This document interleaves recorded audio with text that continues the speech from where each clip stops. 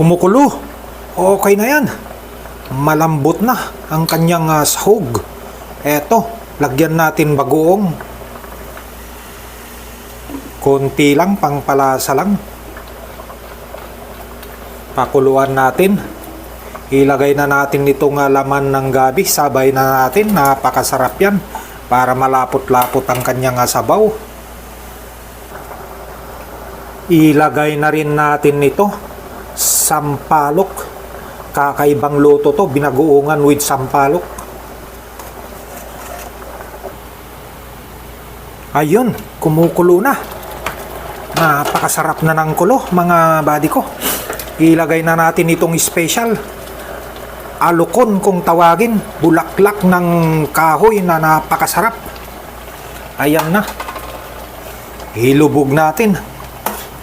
Half cook lang yan dahil ito ay bulaklak ng alukon. Isunod na natin itong talbos ng sayote. Napaka-presko galing Baguio. Eto, ibabaw natin yung hindi nahimay.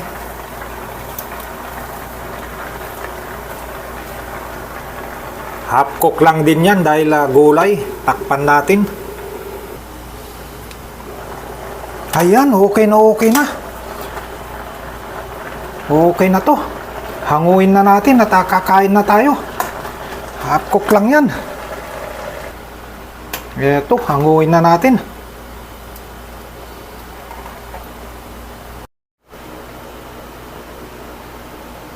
Eto, kakain na tayo mga buddy.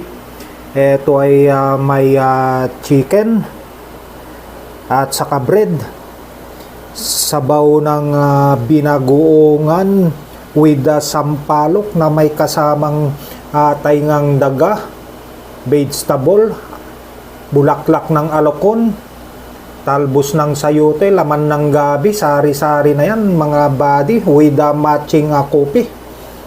Iyan ang pinakaalmusal natin. Tignan nyo nga ba naman mga buddy ko, napakasarap nito. Ayan eto, kakain na tayo at umpisa na natin kumain dahil namnamin natin at sasarapin natin itong gulay na napakasarap na ito. Tignan nyo, may taingang daga kakaibang luto to, may laman na gabi pa ayan tapos may sabaw na nilagyan ng sampalok, bunga ng sampalok, napakasarap yan. Eto, may kape pa. Ayan mga buddy, ang sarap naman nito.